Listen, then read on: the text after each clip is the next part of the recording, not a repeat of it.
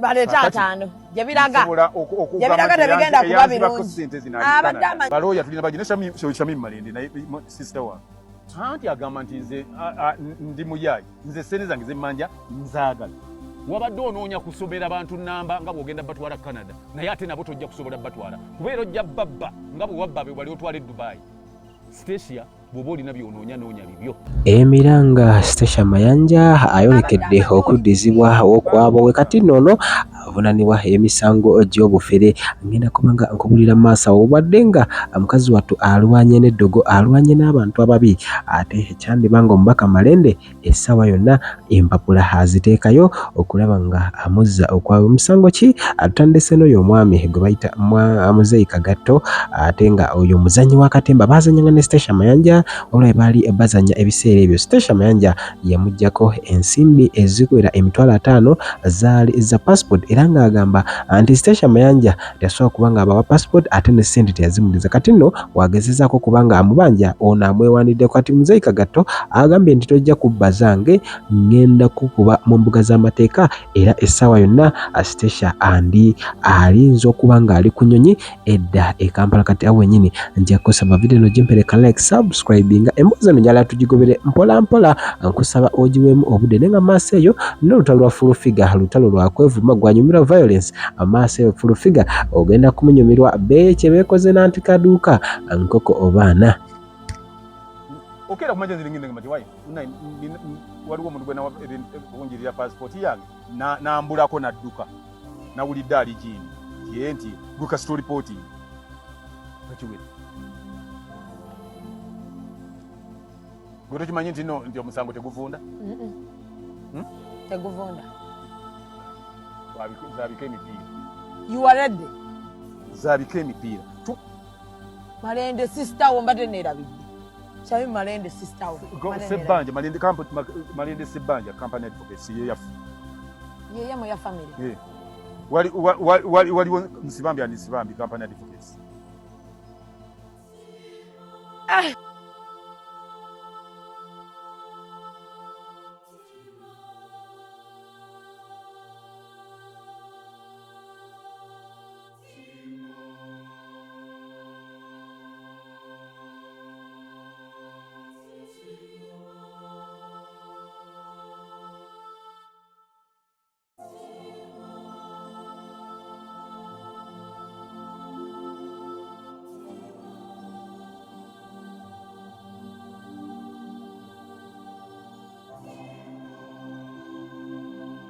kakati aluwoze kala ambulire ye ababe mu family ye bana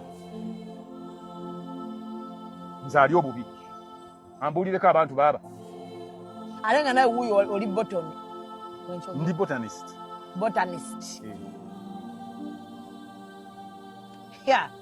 kandi n'ebintu webiraga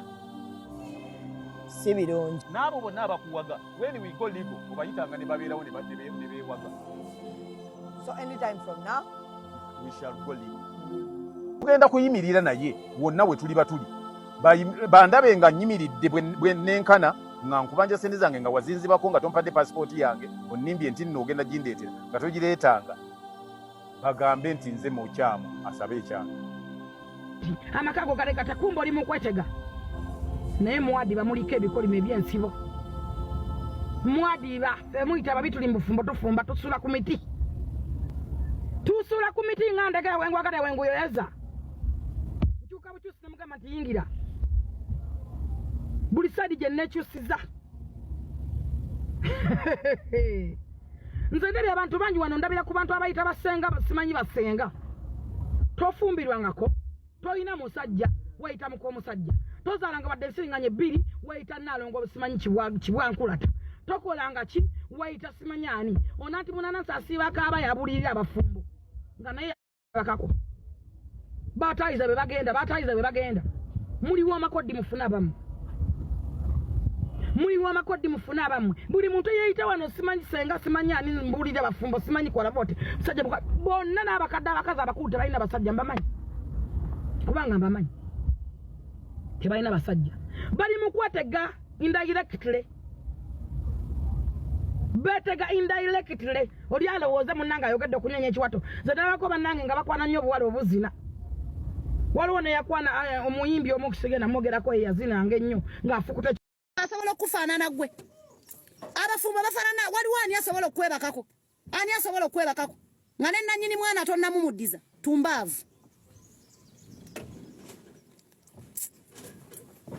naye asembo muzaala mutannamuwa mwana ali kunaamanyira abantu nze nja kukuba wabula nze nja kukuba bategeke ringi empaka za bikuwunyako otunuulira amazzi bwe ganfubutuka olyokolekerawo okunjogerako bajja kunsiba abasiba ki naye yennyini bajja musiba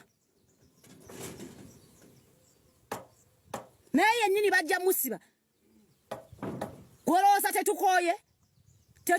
kubanga yalowooza tasibwa gwokolanga ani wano mu ggwanga Bilali Fakin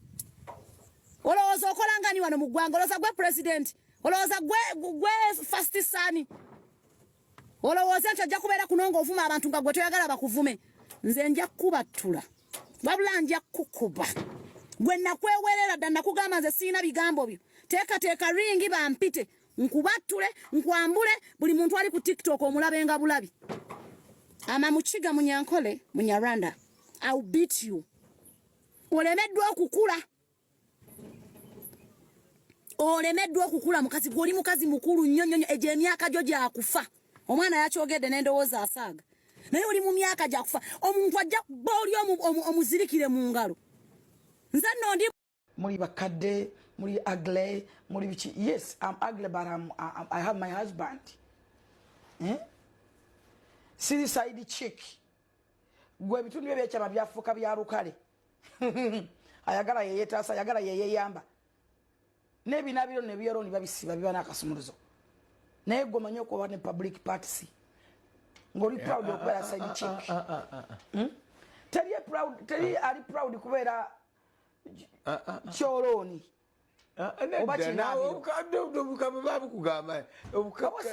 no amazima getagisa abantu amu mugenda nakugamba nti n'oluberebere Bayibuli yagamba nga kyali nga kigambo kano nagamba nti wano wabeerewo kino omuntu olulimi lutonzi weetonzeeko ki I'm ugly but I have a job